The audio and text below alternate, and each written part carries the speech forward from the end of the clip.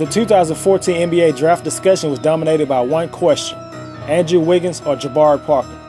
These two guys will forever be linked by their journey into the spotlight and the fact that they're both 6'8" and perimeter-oriented players.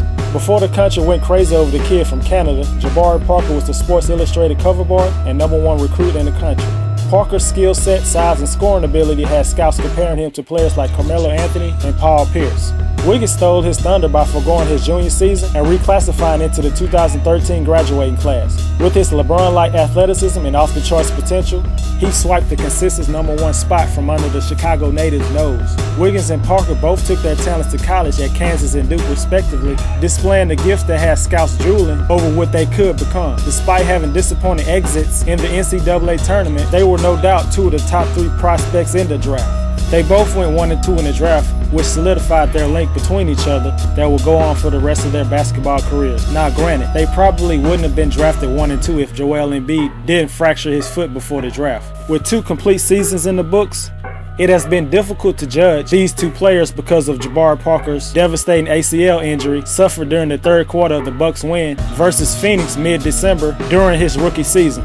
After playing just 25 games, last season was essentially his real rookie campaign. Despite returning in 2015, it was unfair to compare the two because of the time it takes to return from that type of injury. This season looks like the year we can start comparing them fairly.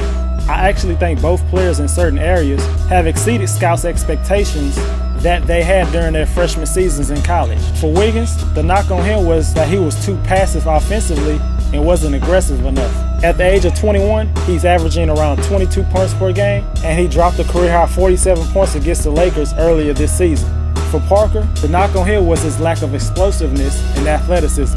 But Jabari has displayed just as much bounce as Wiggins with monstrous dunks and facials coming off a healthy offseason. Although scoring is the most popular gauge for player performance, it does not tell the whole story. Even though Wiggins has a slight edge in scoring, he is playing more minutes and attempting more shots than Parker. But Parker is scoring more efficiently. Jabari is shooting 38% from 3 while attempting the most per game so far in his young career. Wiggins came into the NBA with most of his game centered around spot-ups and fast break dunks, but he has become a more versatile offensive player, going into his rookie year showing a surprising and effective post-up game.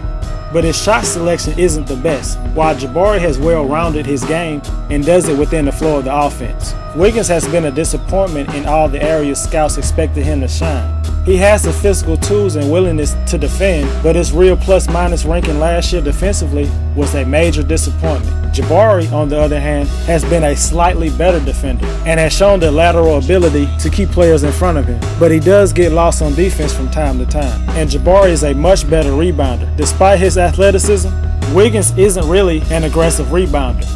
They are not the franchise players we thought they could become, but I do expect both players to be perennial all-stars and the 2nd or 3rd best players on a championship level team.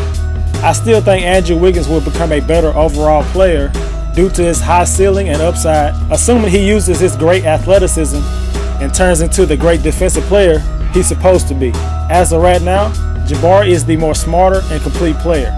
Both aren't overall solid defenders at this point. Becoming a good defender in the NBA definitely takes time, but both are still young players. Let's not expect a finished product at 21 years old. I just feel if both Andrew Wiggins and Jabari Parker both reach their full potential, Wiggins will most likely be the better player.